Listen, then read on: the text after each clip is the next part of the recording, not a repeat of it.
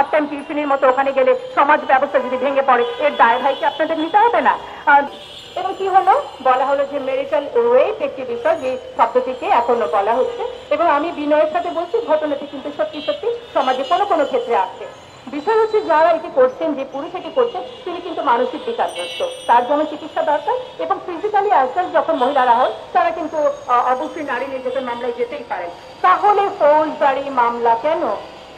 একটি দাম্পত্য জীবন ধ্বংসের দিকে নেওয়ার জন্য এটা যথেষ্ট। এবার চলে আসি হচ্ছে যে শিক্ষা ব্যবস্থা। শিক্ষা ব্যবস্থার আগে আমি একটু সম্পদ নিয়ে বলতে চাই, এটিও তো পরিবারের ইস্যু। বলা হলো যে সম্পদ এখন সমান সমান পাওয়া যাবে, কত সুন্দর নারীদের এত বড় সুযোগ পাওয়া। আমরা বলতে চাই, ইসলাম আমাকে যে অধিকার দিয়েছে, আপনারা তো আমাকে সেই অধিকারটিকে নিশ্চিত করতে দেন নাই।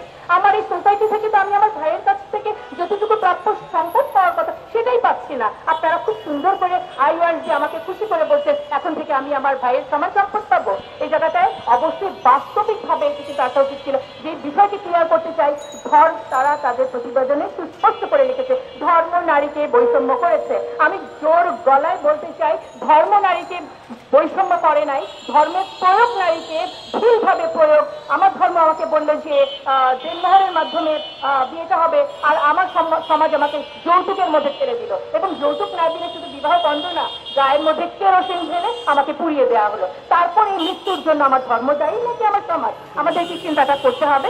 এবং দেখেন, এটার মধ্যে হচ্ছে আরেকটি হচ্ছে পতিতাবৃত্তি। অলরেডি এটা নিয়ে অনেক কথা বলেছেন।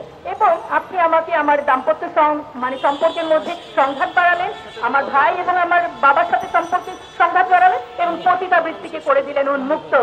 তখন এই যে কিছুক্ষণ আগে আমাদের আরো অন্যান্য বক্তারা বলেছেন, স্বামী তখন এই ফৌজদারি মামলা এড়ানোর জন্য কিন্তু যাচ্ছে কোথায়? পতিতালয়ে। আমার অনেক ছাত্রীকে আমরা কিন্তু অনেক হোটেলে এই ধরনের সম্পর্কে দেখতে পাই, যেখানে পুলিশ তাদেরকে গ্রেফতার করছে। যখন পতিতাল এই বৃত্তিটিকে আপনি একটি পেশা হিসেবে দিচ্ছেন, তখন তারা পার্ট টাইম টিউশনির মতো ওখানে গেলে সমাজ ব্যবস্থা যদি ভেঙে পড়ে এর দায় ভাইকে আপনাদের নিতে হবে না।